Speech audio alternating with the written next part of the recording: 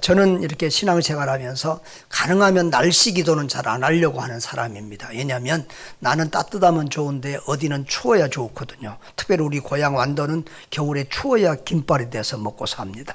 아무튼 이렇게 날씨는 서로 간에 다 나는 비가 필요한데 다른 데서는 또 건조하고 이래서 날씨 기도를 잘 안 하는데, 정말 이번 주에는 하늘에서 비를 내려주시기를 정말 간절히 기도했던 한 주간이었습니다. 나라의 역사상 가장 큰 화재로 많은 산이 타고 또 많은 집들이 타고 많은 인명 피해가 있었습니다.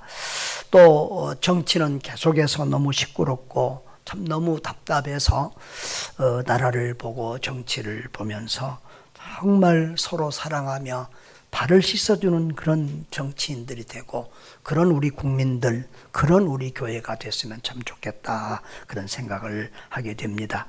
주님은 오늘 우리에게 세 계명을 주시는데요, 13장 14절에 다 같이 읽어보겠습니다. 세 계명을 너희에게 주노니 서로 사랑하라. 내가 너희를 사랑한 것 같이 너희도 서로 사랑하라고 그렇게 말씀하십니다. 정말 지금 우리 상황에, 우리나라 상황에 꼭 필요한 말씀입니다. 본문의 사건과 말씀은 예수님이 십자가 못 박히기 전 밤에 있었던 일이라고 했죠. 요한복음 13장에서 17장까지는 예수님께서 겟세마네 동산에서 기도하다가 체포되기 전에 이 마가의 다락방에서 했던 그런 일과 말씀을 기록하고 있습니다. 그래서 다락방 강화다 이렇게 말씀하고요. 또 예수님이 십자가 지시기 전에 하신 마지막 설교라는 것을 기억하시면 감사하겠습니다. 자, 오늘 주님은 영광을 받으시면 영광을 주신다고 말씀하십니다. 31절에 보면 그가 나간 후에 예수께서 이르시되 지금 인자가 영광을 받았고 하나님도 인자로 말미암아 영광을 받으셨도다라고 해서, 그가 나간 후는 가룟 유다가 지금 예수님을 팔려고 나간 그 상황을 말하고 있는 거거든요. 여러분, 예수님은 가룟 유다에게 회개할 기회를 수없이 줬지만 그는 끝까지 회개하지 않고 예수님을 팔려고 지금 나갔습니다. 그 상황을 보시고 예수님은 지금 인자가 영광을 받았고 하나님도 인자로 말미암아 영광을 이미 받으셨도다 이렇게 말씀하고 있습니다. 여러분, 이미 자신의 죽음이 기정사실이라는 것을 알고 주님은 말씀하시는데, 바로 자신의 죽음이 하나님께 영광이 된다고 말씀하십니다. 사실은 요한복음 12장에서도 하늘의 밀이 땅에 떨어져 죽는다고 하면서 인자가 영광을 얻을 때가 되었다. 예수님은 그 십자가가 주님이 영광을 얻을 때라고, 얻은 일이라고 그렇게 말씀합니다. 여러분, 또 32절을 보면은 이런 말씀이 있습니다. 만일 하나님이 그로 말미암아 영광을 받으셨으면 하나님도 자기로 말미암아 그에게 영광을 주시리니 곧 주시리라라고 했습니다.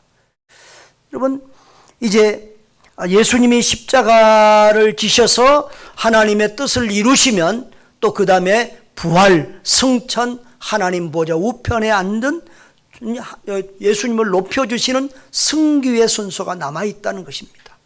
그래서 예수님은 마태복음 28장에서 내가 하나님께서 하늘과 땅의 권세를 당신에게 다 주셨다고 말씀하시고, 요한복음에는 또 심판의 권세까지 주셨다고 그랬고요. 그리고 또 빌립보서 2장에 보면은 하나님이 모든 사람들을 예수의 무릎 위에 아래 꿇게 하시고, 그리고 예수를 주라 시인하여 하나님께 영광을 돌리게 하셨다라고 했습니다. 여러분, 영광을 하나님께 돌리면 하나님도 영광을 주신다, 이 말씀을 꼭 기억했으면 좋겠어요. 우리가 살든지 죽든지 우리 이익과 손해를 따지지 않고 어찌하든지 하나님께 영광을 돌리는 것을 우리가 삶의 표대로 삼고 살면 하나님께서 우리에게 은혜 베풀어 주시고 우리도 영화롭게 하나님이 만들어 주시는 줄 믿으시기를 바랍니다. 그 다음에 33절 말씀을 보면 작은 자들아 내가 아직 잠시 너희와 함께 있겠노라 너희가 나를 찾을 것이나 일찍이 내가 이렇게 유대인들에게 너희는 내가 가는 곳이 올 수 없다고 말한 것 같이 지금 너희에게도 이르노라 그렇게 말씀합니다. 이 옛날 성경에는 소자들아 그랬는데 이렇게 위에 사람이 아래 사람들을 사랑스럽게 부를 때 쓰는 말입니다.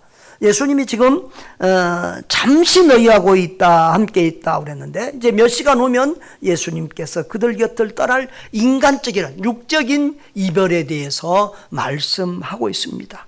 그러나 주님은 지금 죽지만 제자들은 지금 죽지 않고 남은 생애가 있음도 또 간접적으로 이렇게 말씀하고 있습니다. 그러면서 34절에서 중요한 명령을 주십니다. 34절 다 같이 새 계명을 너희에게 주노니 서로 사랑하라 내가 너희를 사랑한 같이 너희도 서로 사랑하라 그렇게 말씀하셨습니다. 새 계명이라고 강조하면서 말씀하시는데 여러분 예수님은 이 율법을 폐하러 온 사람이 아니라 완성하러 오신 분입니다. 그런데 이스라엘 백성들이 하나님은 구약에서부터 하나님 사랑, 이웃 사랑을 알려주시고 레위기에도 내 이웃을 내 몸처럼 사랑하라 그렇게 말씀하셨는데 이 유대인들은 지금 구약의 백성들은 그 이웃 사랑을 같은 민족끼리의 사랑, 같은 종교를 가진 사람끼리의 이런 정도의 사랑 안에 가두고 있었습니다. 그래서 예수님 당시에도 보면은 사마리아인들은 이방인 취급하고 사람 취급도 안 했고요.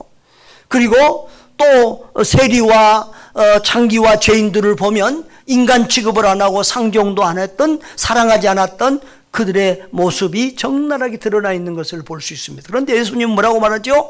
사마리아인도 이방인도 사랑하고 종교를 차원을 떠나서 사랑하고 그리고 그가 어떤 죄인이든 가든 모든 그런 세리와 죄인들의 친구가 되어주셨고 나라와 민족을 떠나서 모든 사람을 주님은 사랑하셨습니다. 내 원수까지도 사랑하라고 말씀하셨습니다. 그러니까 주님의 사랑은 그 유대인들이 지금 인식하고 있는 사랑과는 차원이 다른 사랑입니다. 그래서 새 계명이라고 말씀하시면서 내가 너희를 사랑한 것 같이 너희도 사랑하라 그렇게 말씀하고 있는 것입니다. 여러분 요한복음에는 사랑이라는 단어가 정말 많이 나옵니다. 사도 요한의 별명이 뭐지요? 사랑의 사도입니다. 그래서 요한복음에 보면 39절에 걸쳐서 사랑이라는 단어가 나오는데 그 한 절에 뭐 사랑이 3번 사랑인 단어가 나오기도 합니다. 자, 그런데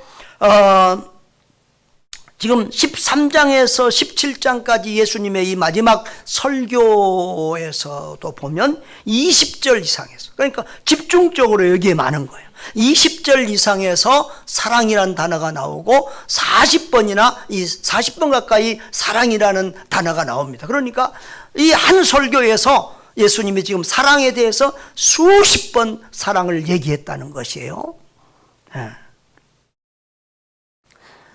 특별히 서로 사랑하라는 말을 매우 강조하고 있습니다. 자, 그런데 여기 보면 내가 너희를 사랑한 것 같이 사랑하라고 합니다. 그러니까 사랑하라고 서로 사랑하라 하면서 그 앞에다가 조건을 달았어요. 토를 달았어요. 뭐예요? 내가 너희를 사랑한 것 같이. 제가 이 설교 제목에 내가 너희를 사랑한 것 같이를 꼭 놓고 싶었는데 너무 길어서 못 넣었어요. 그러니까 오늘 설교 제목은 내가 너희를 사랑한 것 같이 너희도 서로 사랑하라. 여기까지를 여러분이 꼭 기억해 주시면 좋겠어요. 내가 너희를 사랑한 것 같이. 알고 보면 이것이 매우 중요해요. 여러분, 이 내가 너희를 사랑한 것 같이라고 하는 말은 내가 너희를 사랑한 것만큼 너희도 그런 분량으로 사랑하라는 거예요. 내가 너희를 사랑한 것대로 그런 방식으로 서로 사랑하라는 명령이에요. 그러니까 예수님의 사랑, 예수님이 우리를 사랑하는 그 사랑이 우리의 사랑 실천의 기준이고 표준이고 모델이라는 말씀이세요. 여러분, 사실은 사랑이라는 것은 어디에나 다 있어요.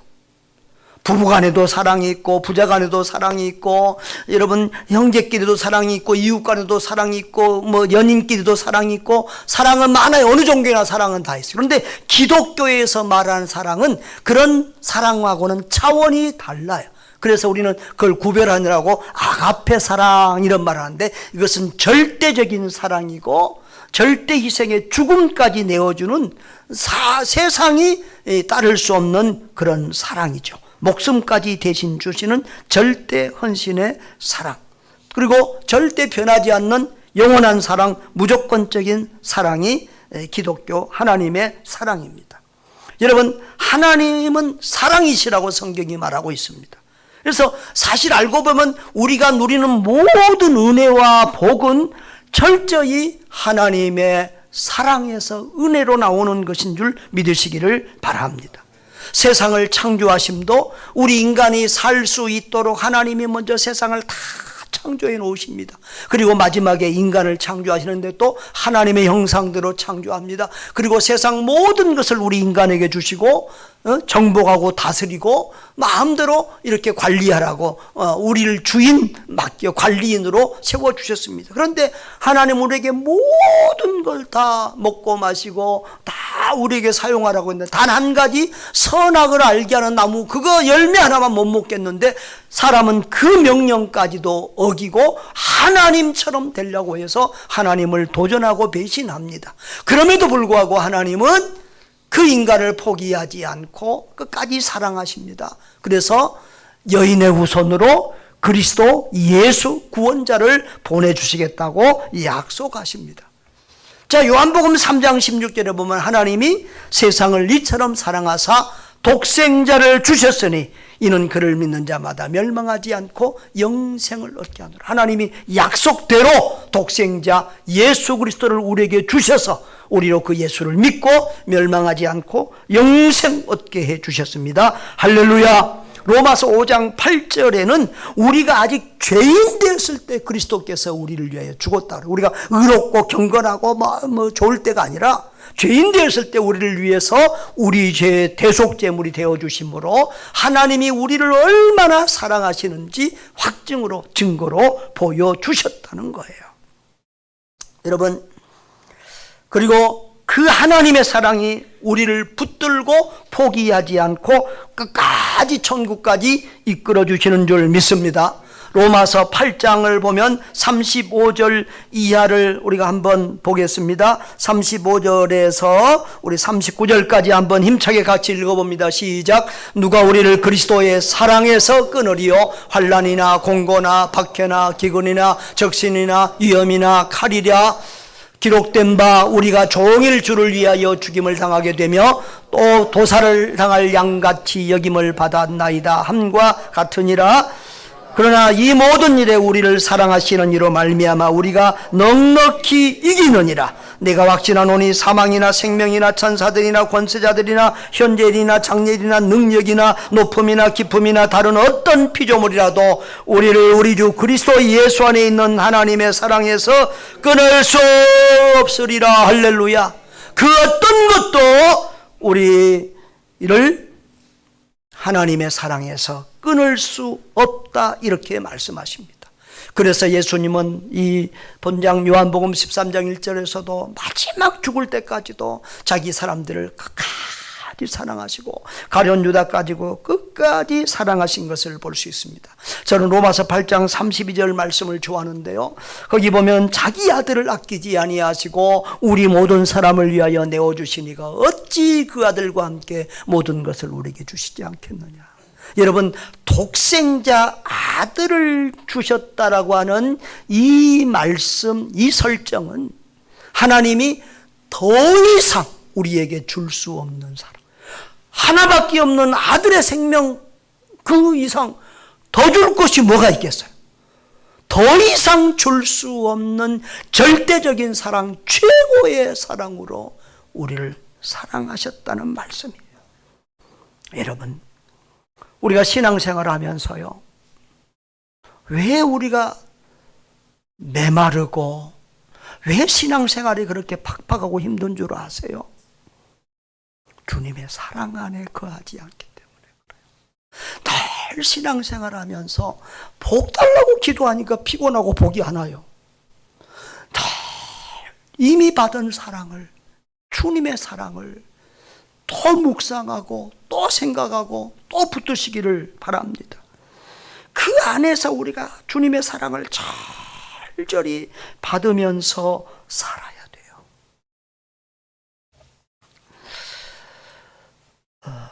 여러분, 그래서 그 주님의 사랑을 늘 묵상하면 늘 우리 눈에 눈물이 떠나지 않아요. 그리스도인의 눈물이 말랐다고 하는 거. 지금 나라가 가뭄이 들어서 마르니까 지금 난리가 나, 보통 사고가 나는 게 아니잖아요. 우리 그리스도인도 눈물이 마르면, 눈의 습도가 말라지면 이거 큰 문제가 생기는 거예요. 우리는 늘 주님의 사랑하서 감사와 감격의 눈물 속에서 신앙생활을 해야 그것이 정상적인 그리스도인인 거예요. 여러분, 찬송가 305장에 보면 나 같은 죄인 살리신 그 은혜 놀라워하는 이 찬송가, 이걸 보통 세상 사람들은 뭐라고 그러죠? 제목이 어메이징 그레이스라고 그래요. 누구나 다 불신자들까지 다 아는 찬송. 우리 1절만 한번 불러볼까요?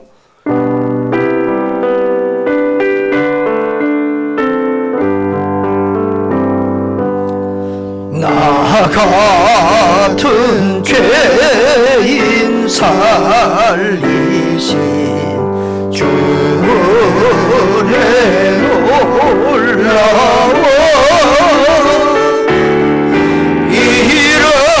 잃었던 생명 찾았고 광명을 얻었네. 이 찬송가를 보면 왼쪽이 작사가고 오른쪽이 작곡가거든요. 그 작사가 이름이 누구냐 그러면 존 뉴턴이라는 사람이에요. 이 사람은 원래 뭐 하던 사람이냐 그러면 저 아프리카 흑인들을 사다가 저 신대륙에 팔고 하는 흑인 노예선 선장이었어요. 그런 죄악 가운데 거하다가 주님께로 돌아와서 나 같은 죄인 살리신 그 은혜 너무 감사해서 이런 찬송을 지은 거예요.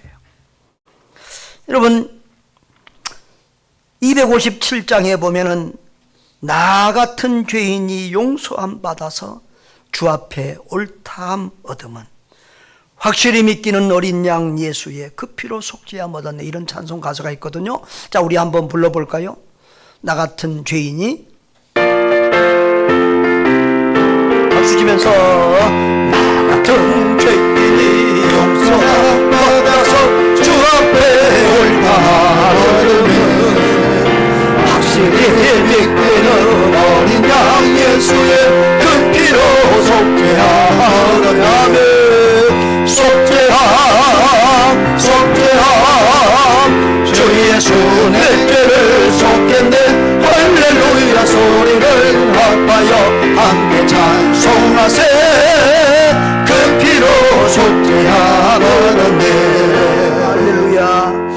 나 같은 죄인이 구원받은 것도 만만 감사한데 그 은혜도 감당치 못할 은혜인데 우리 같은 죄인들을 하나님이 주의 교회 일에 거룩한 일에 사용해 주시고 천하보다 귀한 영혼들을 구원하는 일에 우리를 사용해 주시니 얼마나 감사해요.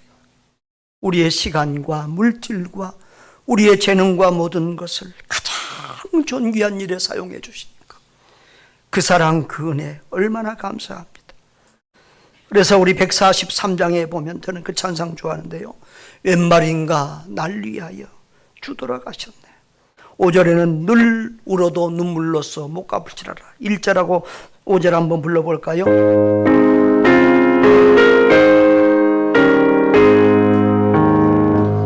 웬 말인가 날 위하여 주 돌아가셨나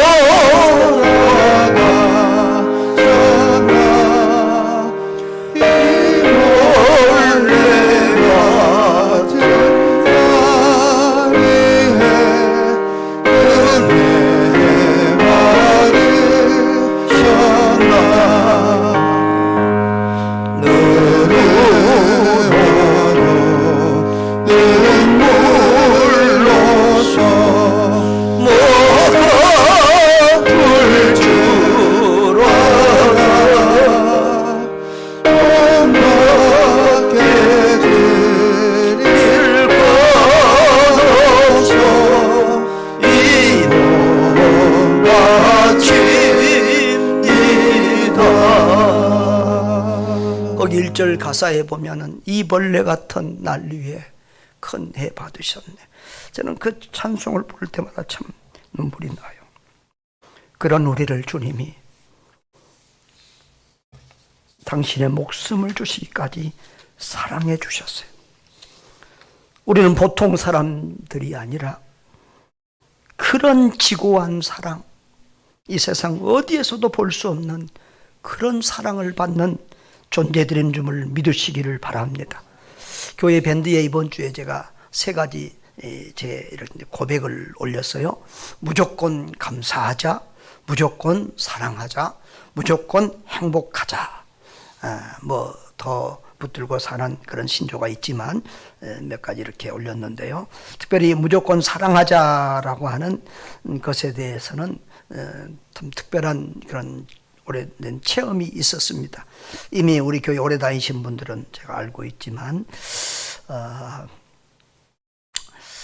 제가 이렇게 신학교를 졸업하고 인천에 어려운 자그마한 개척교회를 맡게 됐습니다. 신학교를 졸업하면서 우리는 그때 이제 졸업할 때 우리는 다 개척을 했거든요. 근데 개척 자금이 1,000만 원밖에 없어요. 근데 뭐 아무리 돌아다녀 봐도 1,000만 원으로 뭐 새 얻어서 개척할 곳이 없어요. 그런데 이렇게 뭐 부자 동네도 갈 수가 없어요. 아파트 단지는 더더욱 갈 수 없고. 그런데 저 인천의 가장 가난하고 어려운 동네에 우리 선배 목사님이 개척하다가 교회가 부흥이 안 되고 어려우니까 나한테 넘기고 자기는 이제 본인은 아파트 단지로 가셨어요. 근데 그 자그만 개척교회를 맡게 됐는데 정말 그 부교육자 9년 동안 한 것하고는 비교할 수 없을 만큼 이상하게 힘들더라고요. 저는 전도사 하면서 먹을 것이 없어서 굶어보기도 하고, 우리 은총이 가졌을 때는 10달 동안 임신한 가정에 10달 동안 그때 사례비가 7만 원이었는데 그것도 안 주셔서, 왜 안 주도 지금까지도 몰라요. 그 목사님 돌아가셔서. 하여튼 그렇게. 근데 왜 사례 안 줍니까? 라고 물어보면 그게 꼭 싹군 같아서 물어보지를 못했어요.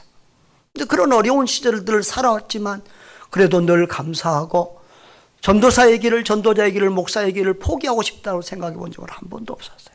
그런데 단임 목회를 처음 맡았는데 목회자의 길을 가기를 싫을 만큼 그렇게 힘들어졌어요. 그러니까 육체적인 고생보다도 이게 사람들의 평가가 힘든 것 같아요. 목사님이 자기를 버리고 가놓으니까 성도들은 다 죽어 있는 상태로, 어떤 사람들은 또 그 남아있는 그 전임 목사님의 친척들은 또 나를 너무너무 또 미워하고요. 어떤 사람들은 이렇게 또 비난하고 비방하고 판단하고 평가하고. 그래도 하여튼 그들을 사랑하면서 또 축복의 말씀으로 권면했지만, 또 계속해서 그런 소식들이 들려올 때는 그 성도들이 미워지기 시작했어요. 차라리 저 집사는 우리 교회에 안 나오면 오히려 내 목회에, 우리 교회에 도움이 되겠다, 이런 생각까지도 하게 됐어요. 그런데 어느 날 새벽 기도를 하는데 주님이 요한복음 21장 말씀으로 나를 찾아오셨어요. 거기 요한복음 20장 15절에서 17절에 보면 부활하신 예수님이 베드로에게 묻잖아요. 네가 나를 사랑하느냐? 그리고 주님이 아십니다. 내가 주님을 사랑하는 줄 주님이 아십니다. 이렇게 대답하니까 그러면 내 양을 먹이라, 이렇게 합니다. 그런데 그걸 한 번을 아니고 몇 번 해요? 3번이나 반복해서 확인하십니다. 그때 저는 참 예수님이 왜 헛다리 짚는다고 생각을 했어요. 양을 먹이려고 하려면 내가 내 양을 사랑하느냐, 내 양을 먹이라, 이렇게 해야지. 왜 엉뚱하게 내가 나를 사랑하느냐, 그리고 내 양을 먹으라, 이렇게 그것도 한 번이나 3번이나 그렇게 말씀하실까라고 생각을 하면서 그 말씀을 묵상하기 시작했어요. 놀라운 진리를 그 안에서 깨달았어요. 주님의 양을 사랑하는 목회는 인간의 사랑, 목사의 사랑으로는 할 수 없다는 거예요. 인간의 사랑은요, 나를 좋아하는 사람 사랑해요. 나를 따르는 사람 사랑해요. 순종하는 사람 사랑해요. 협력하는 사람 사랑해요.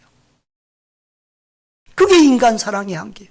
나를 비난하고 욕하고 미워하는 사람을 도저히 품을 수 없어요. 그게 인간의 사랑이더라고요. 그걸로는 목회 못한다는 거예요. 주님께서 네가 나를 사랑하느냐. 주님을 사랑하는 그 사랑, 주님의 사랑을 가져야만 주님의 양들을 목회할 수 있다는 거예요.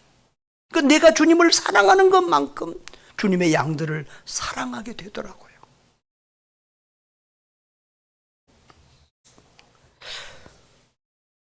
내가 볼 때는 저 목회의 가시 같은 사탄이 보낸 사람 같은 그 집사도 주님이 보실 때는 당신의 양이고 당신이 십자가에 목숨 바쳐 구한 양이더라고요. 오히려 아프고 병든 양들 잘 사랑해주고 돌보라고 보냈는데 나는 그 양을 내주고 싶어 했던 내 마음을 내가 보면서 얼마나 회개하고 울었는지 몰라요. 그리고 하나님 앞에 결심했어요. 내가 큰 목회는 못할지라도 주님의 마음으로 목회하리라, 주님의 사랑으로 목회하리라라고 다짐을 했습니다. 정말 내 눈이 아니라 내 마음이 아니라 주님의 눈으로 주님의 마음으로 주님의 사랑으로 그 성도들을 보니까 그 성도들이 미웠던 성도가 집사가 그렇게 사랑스러울 수 없었어요. 그때부터 교회가 평안해지고 목회가 행복해졌어요. 목회는, 교회는 인간의 사랑으로 움직이는 공동체가 아니라 주의 사랑으로 맺어지고 주의 사랑으로 움직이는 공동체인 줄 믿습니다. 우리는 모두 예수 그리스도의 피값으로 구원받은 한 형제, 자매, 한 가족, 영적 공동체인 줄 믿으시기를 바랍니다. 여러분, 이 성부, 성자, 성령, 삼위 하나님의 사랑을 깊이 생각하고 또 생각하고 묵상하시기를 바랍니다. 그곳에서 생명의 샘이 터지고 은혜의 샘이 터지고 행복의 샘, 축복의 샘이 터집니다. 거기서 원수까지 사랑할 수 있는 그 사랑의 힘과 능력이 생기는 겁니다. 내가 너희를 사랑같이 너희도 서로 사랑하라 라고 했습니다. 옆에 분들하고 인사 한번 합시다. 사랑합니다. 장로님 사랑합니다. 권사님 사랑합니다. 집사님 사랑합니다. 좀 진심이 통하게 좀 해봐요. 인상 쓰면서 억지로 하지 마시고.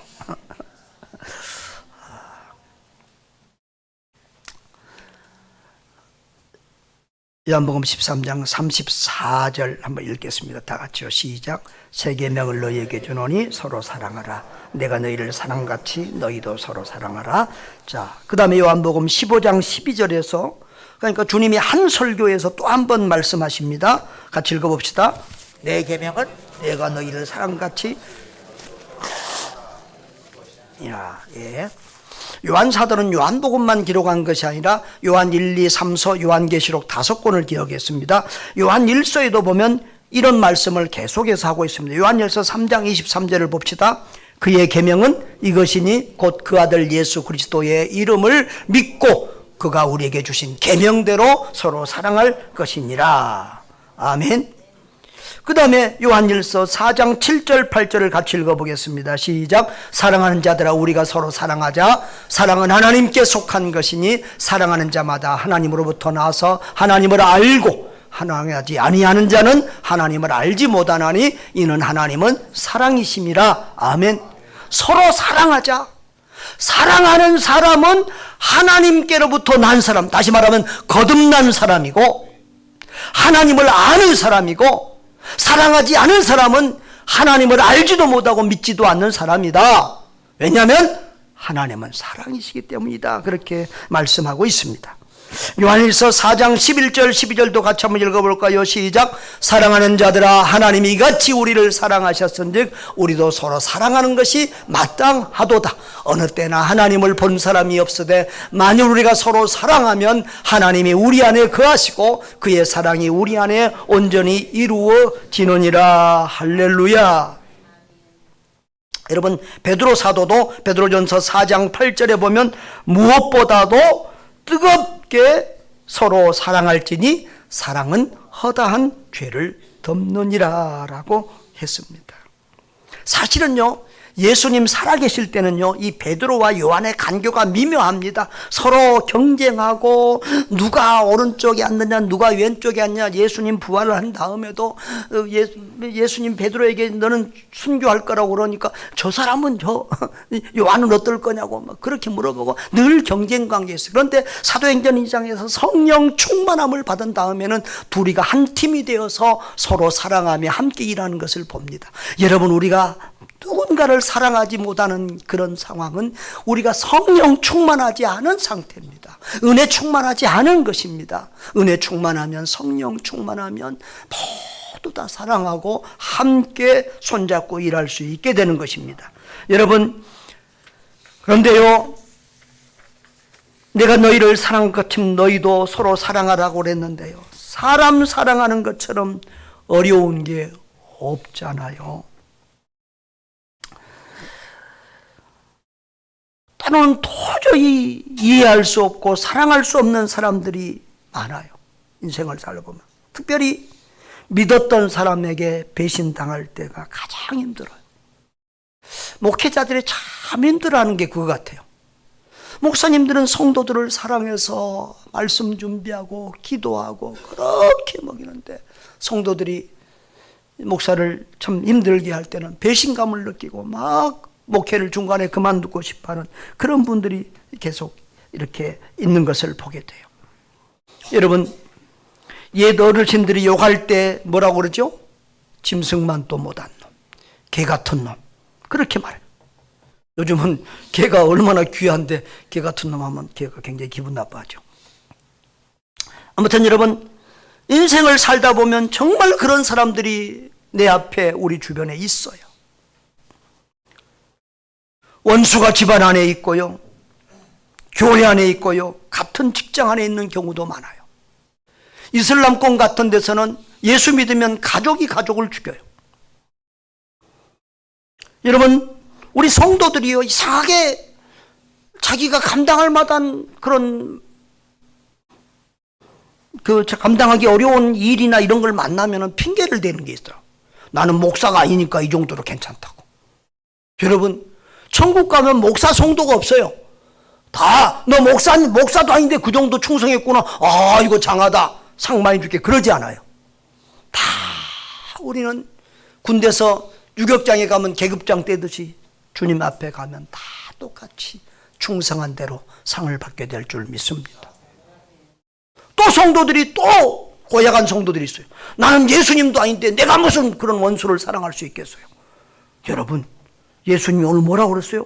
내가 너희를 사랑한 것 같이 딱 못을 박아놨어요. 그러니까 주님처럼 우리도 반드시 어떤 사람이라도 원수라도 사랑해내야 돼요. 금식을 하고 기도를 하고 몸부림을 쳐도 우리는 반드시 이웃을 사랑해내야 되는 줄 믿습니다. 우리 가끔 목사님들이 대화할 때 이런 고민을 얘기해요.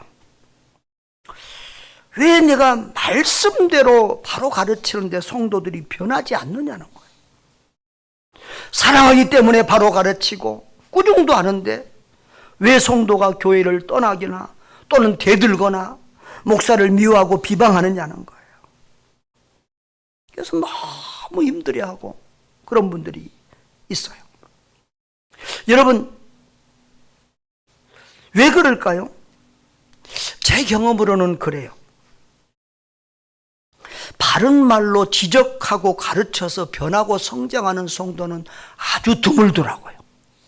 드물어요. 그런 분은요, 굉장히 신앙도 좋은 사람이고 인격도 훌륭하신 분이에요. 교회에서 한두 명 있을까 말까예요. 제가 전도사 때 어느 교회를 갔더니 부임했는데 그 담임 목사님이 어떤 권사님 한 분을 소개하면서 이렇게 말했어요. 이 권사님은 내가 마음대로 야단칠 수 있는 사람이야. 그 권사님 나쁜 사람, 좋은 사람? 목사님이 제일 신뢰하고 제일 훌륭한 권사님이셨어요. 여러분, 그런 성도 드물어요. 대부분은요, 사랑 안에서 교육하지 않으면 안 돼요. 그래서 우리 이제 부목사님이나 교육자들이 이렇게 와서도 우리 학생들이나 아이들을 지도하는데 목사님 말씀이 맞아요. 잘못됐다고. 이렇게 하라고. 맞아요. 그런데 아이들하고 관계가 불편해지고 삐뚤어져요. 왜 그럴까요? 서로 사랑의 관계가 형성되지 전에 지적하고 교육하면 그 교육에 효과가 없어요. 진리를 가르치더라도 사랑의 바탕을 두고 가르쳐야 될 줄 믿습니다. 그래서 우리 교회 운동은 복음 운동인데요. 복음은 예수 그리스도의 십자가의 사랑을 바닥에 깔고 있는 그런 진리가 복음인 줄 믿습니다. 그래서 우리는 사랑으로서 진리를 가르치는 사람들 되어야 될 줄 믿습니다. 그래서 언젠가부터 제가 목회하면서 목회가 뭐냐? 이렇게 우리 후배들이 질문하고 그러면 저는 늘 사랑과 인내다. 목회도 선교도 사랑과 인내다 그렇게 말하는데 알고 보면요, 사랑하고 인내는 하나예요. 여러분, 내가 사람을 변화시키려고 그러면 안 되더라고요. 하나님이 변화시켜 주셔야 되더라고요. 또 급하면 늘 일을 그르치더라고요. 인내해야 되더라고요. 그래서 성경도 이렇게 말씀해요. 고린도전서 13장 1절부터 한번 3절까지 한번 보겠습니다. 시작. 내가 사람의 방언과 천사의 말을 할지라도 사랑이 없으면 소리나는 구리와 울리는 꽹과리가 되고, 내가 뭘 잘 가르치고 잔소리해도 사랑으로 하지 않으면 그것은 다 잔소리고 귀만 아프다는 거예요. 그 다음에 내가 예언하는 능력이 있어 모든 비밀과 모든 지식을 알고 또 산을 옮길 만한 모든 믿음이 있을지라도 사랑이 없으면 아무것도 아니요. 여러분, 내가 먼 신령한 것을 보고 듣고 기적을 일으키는 능력이 있어도 사랑이 없으면 그건 아무것도 아니라는 거예요. 그 다음에 3절은요. 내게 있는 모든 것으로 구제하고 또 내 몸을 불사르게 내어줄지라도 사랑이 없으면 내가 아무것도, 우리가 구제하고 선교하고 뭐 선한 일 좋은 일 많이 해도 사랑으로 하지 않는 그것은 아무 유익이 없다는 거예요. 모든 말과 삶과 행동의 기본이 사랑을 깔고 있어야 된다는 거예요. 그러면 진정한 사랑은 무엇이냐?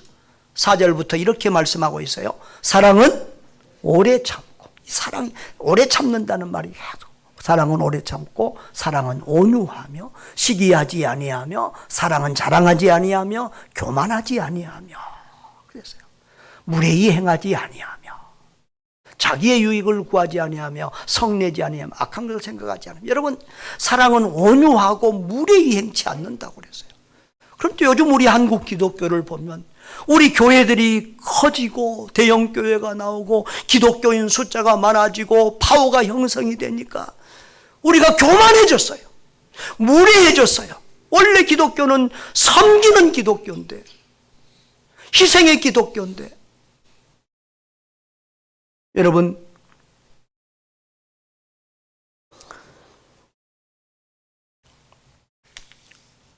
이 사랑의 온유함과 무례히 행치 아니함과 이런 모든 말씀들을 잘 묵상하시기를 바랍니다.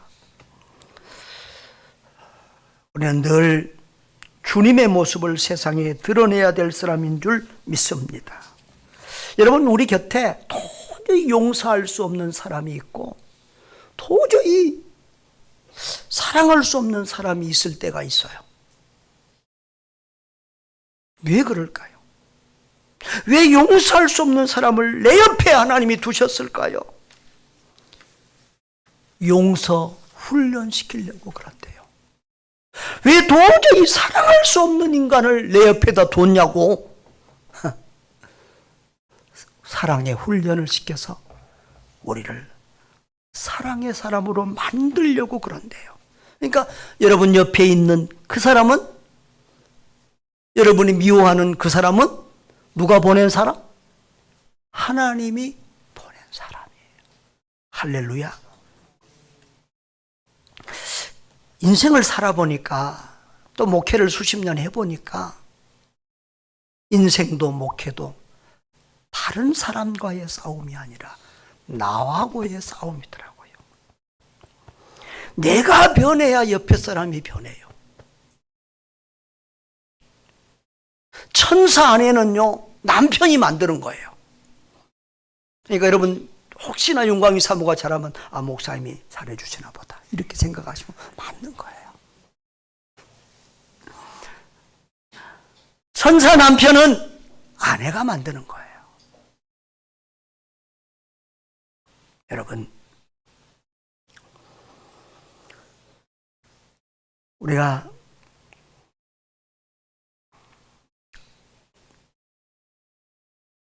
못난 사람을 보면 더 못난 나를 사랑해 주신 주님을 바라봐야 되고, 더럽고 악한 사람을 보면 그 사람보다 더 악한 나를 바라봐야 됩니다. 성령님은요, 사랑의 영이에요. 마귀는 미움과 증오의 영입니다. 사랑이 없는 곳이 지옥이에요. 사랑이 없는 가정이 지옥이고 사랑이 없는 교회가 지옥이에요. 요즘 우리나라의 가장 큰 문제는 서로 사랑이 없다는 거예요. 서로 사랑하라, 서로 발을 닦아주라, 이 말씀이 요즘 우리나라에 정말 맞는 말이에요. 좌우로 갈라져서 너 죽고 나 살자고 미워하고 증오하고 싸우고 있어요. 여러분, 나라와 국민들의 마음 속에서 이 악한 미움의 영, 증오의 영이 물러가도록 기도해야 될 줄 믿습니다. 특별히 마귀는요, 하나님이 만드신 가정과 교회를 집중 공격해요. 여러분, 가정을 지옥같이 만들려면 뭐만 뺏어가면 된다고요? 사랑만 뺏어가면 돼요. 교회를 지옥같이 만들려고 하면, 세상에서 욕먹는 교회를 만들려고 하면요, 교회 안에서 사랑만 빼앗아가면 돼요. 여러분, 사탄 마귀는요, 거짓말쟁이고 사기꾼이에요. 그 사기꾼 사탄 마귀는요, 돈만 있으면 다 된다고 그래요. 돈만 있으면 가정도 행복할 수 있다고 그래요. 그런데 성경은 이렇게 말해요. 잠언서 15장 17절에 보면, 채소를 먹으며 서로 사랑하는 것이 살진 소를 먹으며 서로 미워하는 것보다 나으니라. 여러분, 어렵고 가난하고 못 살아도 서로 사랑하는 가정이 초막이나 궁궐이나, 그것이 바로 예수님 모신 그것이 바로 천국인 줄 믿습니다. 사랑하는 여러분, 속지 마시기를 바랍니다. 돈이 행복이 아니라 예수가 행복입니다. 돈이 행복이 아니라 사랑이 행복입니다. 사랑이 넘치는 가정, 교회, 직장, 그런 세상을 만드는 일에 정말 힘을 다하고 또 헌신을 다하는 예수의 참전 제자들 되시기를 바랍니다. 여러분, 마지막으로 서로 사랑함이 예수 제자의 참 표징이라고 주님은 말씀하십니다. 35절 다 같이 읽어보겠습니다. 너희가 서로 사랑하면 이로써 모든 사람이 너희가 내 제자인 줄 알리라, 그렇게 말해요. 여러분, 사람들마다 자기 표징이 있어요. 이런 어떤 자기들의 나타내는 표징이 있어요. 법관들은 법복을 입잖아요. 의사들은 하얀 옷을 입잖아요. 이 유대인들도 바리새인들은 그 바리새인들을 티를 내려고 입는 옷이 있고, 지금도 전통 유대인들은 가만 까만 옷 두루마기 입고요, 머리 길고 다니고 닦고 다니고 이렇게 자기들 티를 내요. 자, 그런데 예수님은 그리스도인의 티가 뭐냐? 그리스도인의 표징이 뭐냐? 아, 저 사람 그리스도인이라 이렇게 남들이 알 수 있는 게 뭐냐? 사랑이라는 것. 서로 사랑하는 사랑의 공동체, 서로 사랑하는 것이 그리스도인의 표적이다. 우리가 신비한 것을 듣고 보고 기적과 능력을 행했다고 해서 그것이 그리스도인의 제자의 표징이 아니라, 서로 용서하고 서로 이해하고 서로 품어주고 서로 사랑하는 것이 그리스도의 제자된 표징인 줄 믿습니다. 이 제자라는 말에는 두 가지 의미가 있는데요, 하나는 배우고 훈련받는 사람이에요. 여러분, 우리가 예수 그리스도의 사랑을 배우고 훈련을 받아야 될 줄 믿습니다. 또 한 가지는 본받고 뒤따르는 사람이에요. 사랑의 예수님을 본받고 뒤따르는 사람. 그렇게 하나님께 영광과 기쁨이 되고, 여러분, 우리가 서로 사랑할 때 그것이 하나님을 가장 기쁘게 하는 줄 믿습니다. 주님을 사랑하고 주님이 우리를 사랑하듯 이웃을 사랑하여 하나님께 기쁨이 되는 주님의 참 제자 될 수 있기를 주님의 이름으로 축원합니다. 다 같이